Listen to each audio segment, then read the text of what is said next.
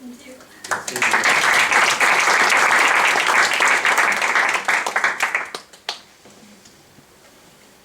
So, hello everyone. Welcome.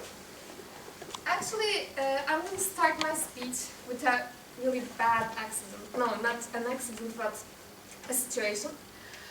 One of the greatest men, I believe, died like a couple of weeks ago, and I believe that is a really heartbreaking and really touching thing, because he touched a lot of souls that I'm going to explain it in my speech. And he was such a great man, he was such a great leader, and he was such a great citizen that he's lost a lot of souls and touched a lot of people.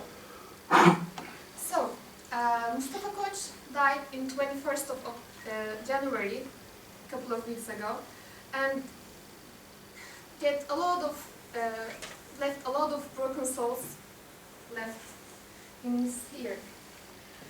So, he was such a great man that I'm going to explain it with an example. This is Lebanon, Beirut. Like 2 years ago, 2 Turkish pilots were kidnapped in there. I think you remember it. And in this situation, Turkey was shocked, and a lot of people were like feeling really bad about it. But 2 persons was really feeling with great pain and relief. That was his parents, their parents. And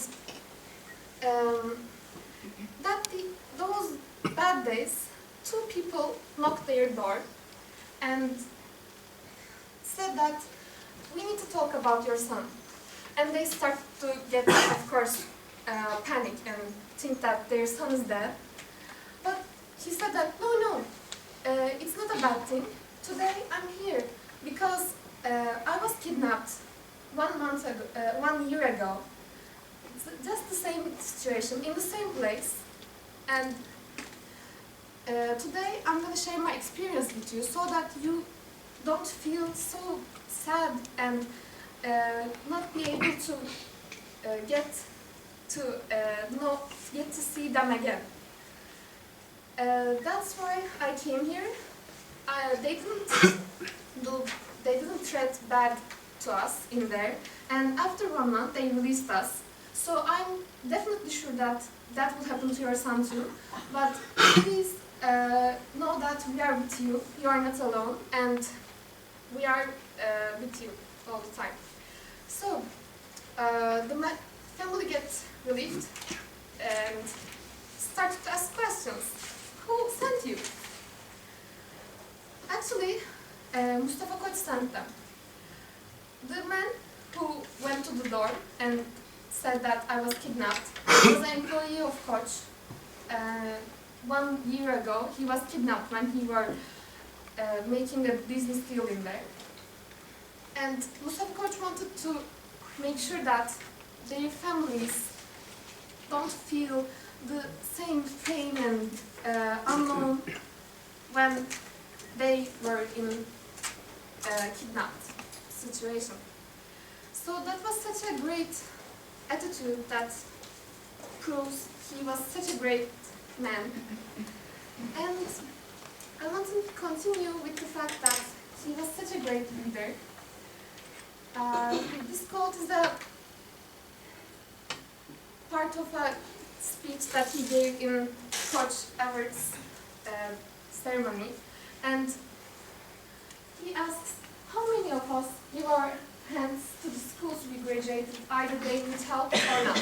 And he continues by saying that education is really important, and we need arts and science and everything to improve us. A great leader tries to reach the top, but that person doesn't stay in there. He wants everyone to go top too, so he wanted to make sure that everyone gets the education and go forward. And he ended his speech by saying that he will give the award to the Ali Nesim who built a mathematical village which I attended to, and it was so nice that he touched a lot of kids' chance to go into that village too, so that village will not close too. And last of all,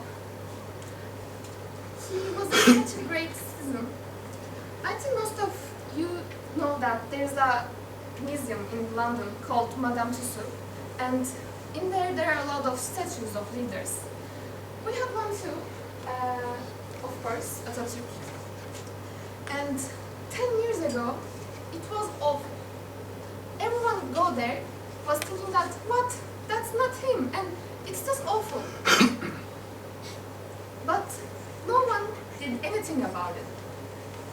But after that, Mustafa Koç held his hand, and he talked with Professor Yılmaz Büyükerşen and the museum, and he put a lot of effort and money on it to make sure that the statue is changed and be lookable. And he made it. So think about it. How many of us spend that much effort today in our really fast and busy lives? I want to end my speech with his starting point, the day he born.